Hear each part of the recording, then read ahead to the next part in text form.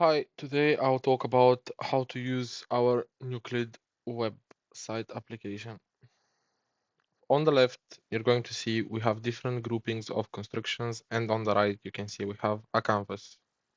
In each group, you have multiple constructions. For example, here we have different types of points, which you can place around the canvas. Here we have lines, which can either be created from new points or from already existing points.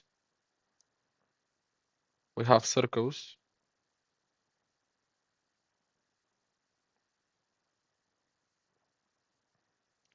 We have triangles. And as you can notice, for every more complex construction, it shows you a visualization of how it's gonna look.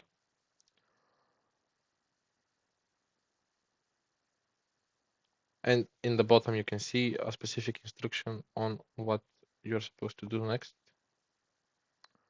Here we have some other more advanced constructions.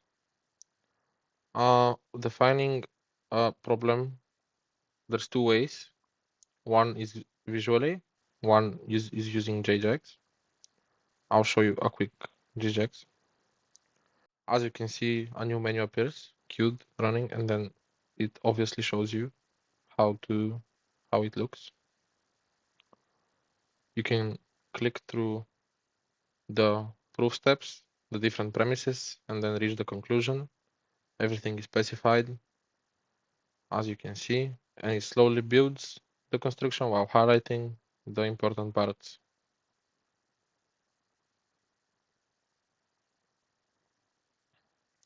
If the visualization is not clear enough for you, you can just click on the redraw button and it will quickly rerun the whole proof and provide you with a different way of visualizing things.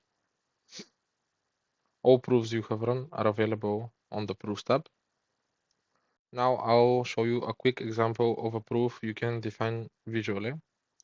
For this, we will draw a rectangle and then use the circle construction. Then after clicking on define goal visually, as you can see, we have multiple different goals that can be selected. We're going to click on cyclic.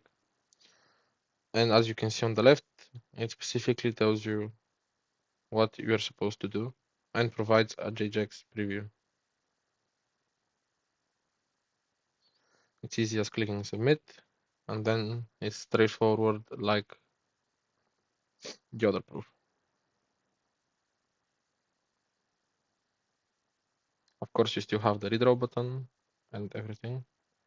We can come back over here to see all proofs, current proof. And we also have this advanced feature called custom theorems, which you can name, for example, equals. You can optionally add a description if you want to. And you have different premises that you can work with.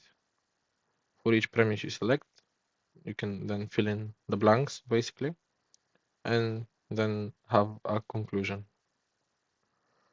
Whenever you fill these in, I'll just fill them in right now and not just save it. Then as you can see all the custom theorems over here, you can edit it or you can delete it. We also have a clear button and a notification at the bottom. Thank you.